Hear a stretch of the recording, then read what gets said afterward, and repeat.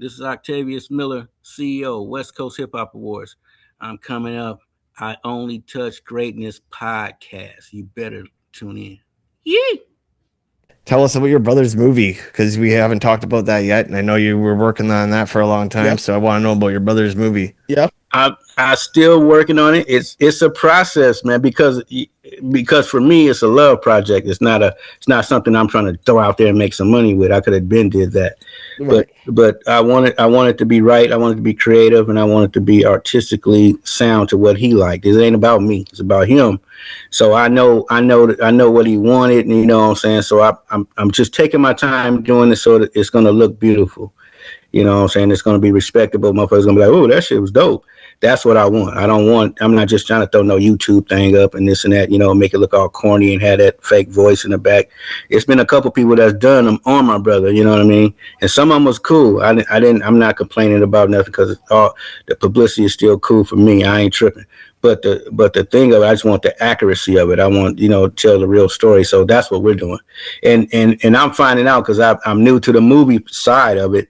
You know, I promoted and marketed them, but I have never done one. So now that I know, it's really not. It's already shot, but the editing part is the cold part. That's what take a long time to put things together. And you got the color saturation because you got to remember all the footage I got is on all kind of different formats. You know, VHS, VH1, the VHs, the big old tapes, the 9mm tapes, the mini disc. It's on all kind of different formats. So you have to take those, upload those, color rate them, and then time code it. It's a long process to do it. So right. You know, hopefully next year. I think I'm giving myself that kind of leeway because I've been working on it for 4 years.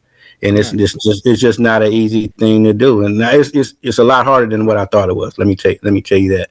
And so it's a pro. And then the other thing about it is you can't just give it to anybody to work on it. You know what I mean? You got to do it all in secrecy because people will steal your stuff, sell it to somebody else.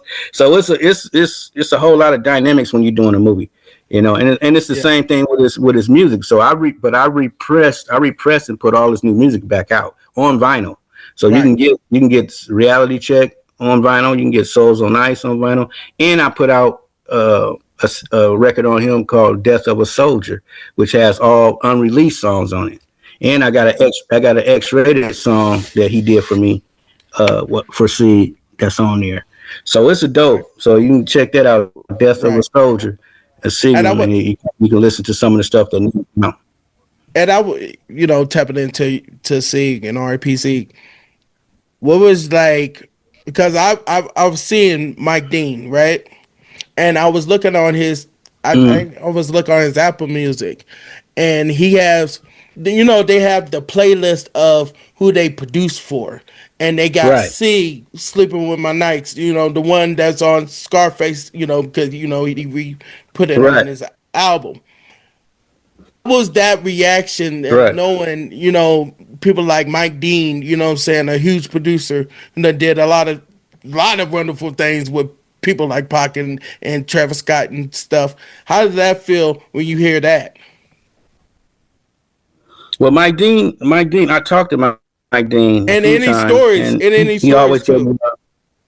Yeah, and he always said that he loved my brother. He loved his music, and he loved working. He loved working with my brother, man. He wanted to do more stuff with him, And I wish he would have, but a lot of things, bro. Like I got in his book. You know what I'm saying? C ghostwriter for a lot of people, including Scarface. He won't never say that, but he did. And how I know because I was there, and how I know because Bushwick Bill said it too. And I got an interview with him that I'm gonna let you guys share a little bit of it before I release the movie. But it's a whole bunch of stuff, man. I'm not trying to take nothing away from Face, but I just wish he would mention my brother when they start talking about his music and stuff. But he never does. But but that's a huge part. That's really a huge part. And I tell people all the time, just listen to Sleeping in My Nights, and you tell me who wrote Space's verse. You know what I mean? Face never sounded like anybody from down south. He sounded like somebody from the West Coast. Why is that? Yeah. Quality minds want to And know. Yeah. and not even just that. Even if you listen to Action Speed Louder Than Words, because shout out to one of my Bay friends. He was like, "Yo, if you really know, you could tell the cadence from Right. C. Like Right. you could tell how much he shaped that. You know what I'm saying? How he shaped how Scarface is today. You know what I mean? Because he still got that. And I'm gonna tell you Facts this. and speak I'm gonna tell down you in something else. words. After Sieg died, why did Face kind of fell off for a couple years? You know what I'm saying? If you look at his, go through his thing and look at that. But I'm not taking that away because Face is dope. Face always been dope. Right, But I'm just saying, bro, give my brother some love, bro. And he'll do it in private, but he won't do it in public. You know what I mean? So right, but it's all good. Like I said, bro. Everything in the dark come to light eventually.